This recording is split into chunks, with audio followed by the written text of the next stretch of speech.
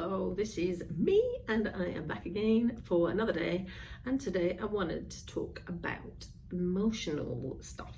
Now, I have snaffled a massage room. Trina's gone out, so I'm still at work. That is why I'm wearing this. There's something that gets disregarded, brushed aside, doesn't actually get really properly addressed, I don't think, and that is the emotional effects of illness, injury and surgery. And I don't think that the public health system does a very good job of dealing with that. Now, I'm going to speak specifically about grief. Now, grief is from a loss of limb point of view.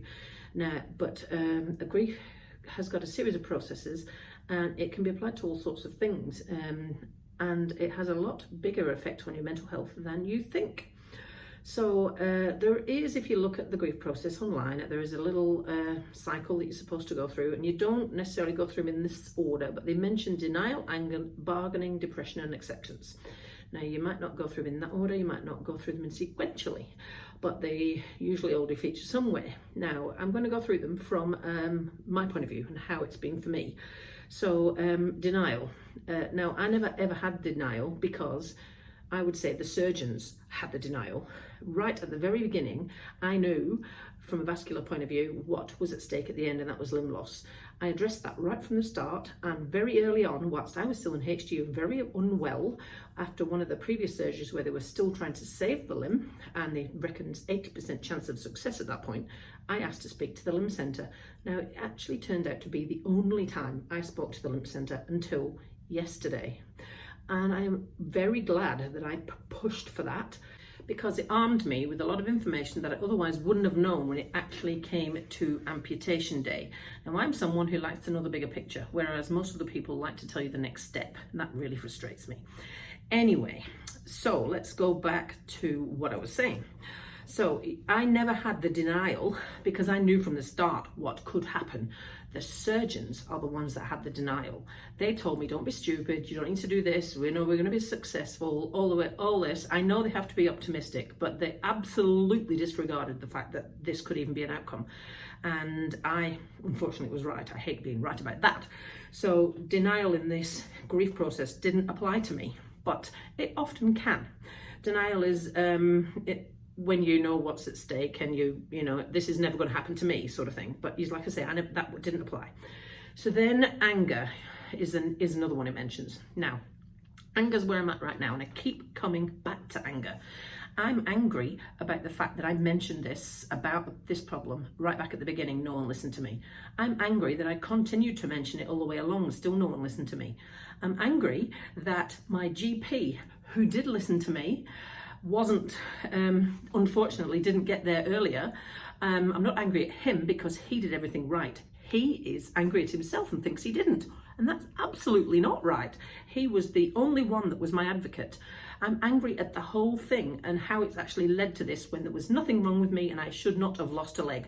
I'm not sure how I'm going to get past that anger. It's not going to change the fact that I don't have a leg, but I'm always going to, the way I said it, I'm going to feel like at the moment, like I'm always going to be angry at that.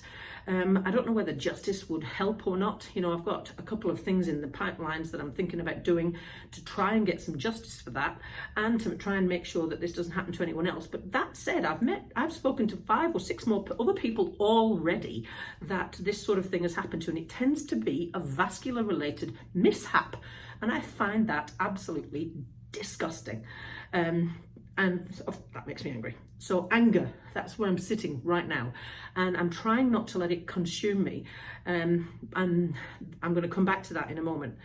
Bargaining, if only, never really, yes, bargaining probably, yes. But bargaining probably does apply because that means if I was to apply it to my own system, if only we had done this differently, blah, blah, blah. If we're talking about losing someone or whatever, that's what that would apply to. But for me, if only the doctor had listened to me in the first place, if only the neurosurgeon had listened to me in the first place, if only they'd done that test at the beginning, that's where I'm sitting with the bargaining. I've gone through all of that. There's nothing I can do about that. I've passed that stage. Depression, all things are lost. Now, I don't think all things are lost, apart from the leg. That is lost. So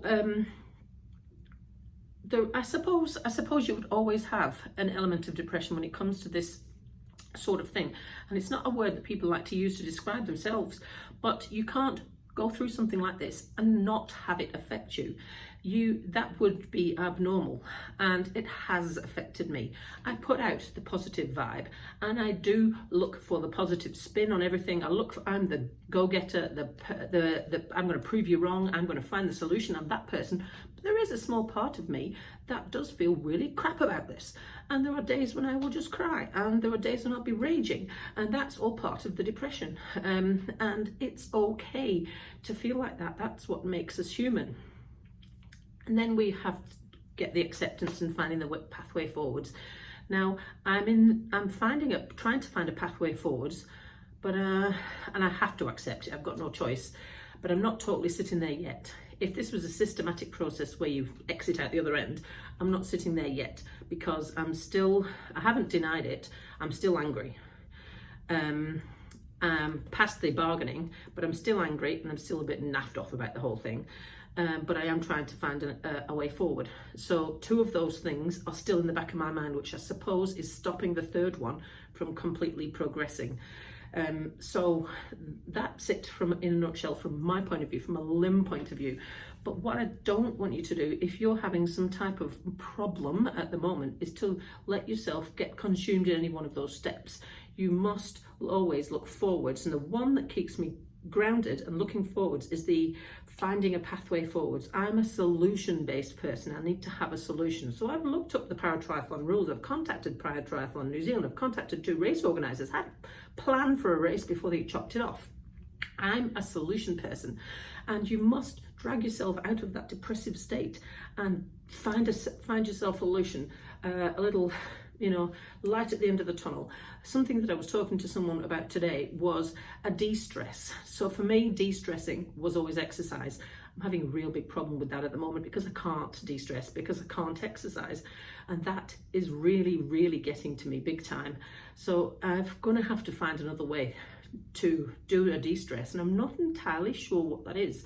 I'm probably going to have to do a brainstorm or something like that, because that's how my brain works, scatter diagrams.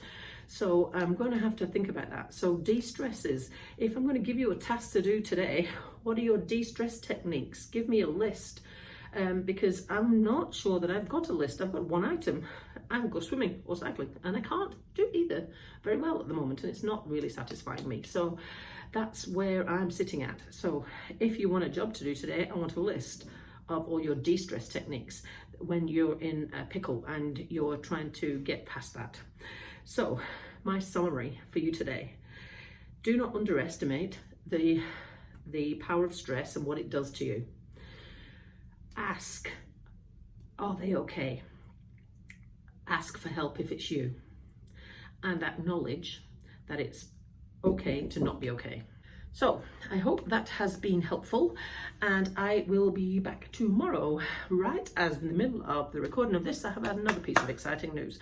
So you're just going to have to wait till tomorrow to find out what that was. Anyway, catch you again soon.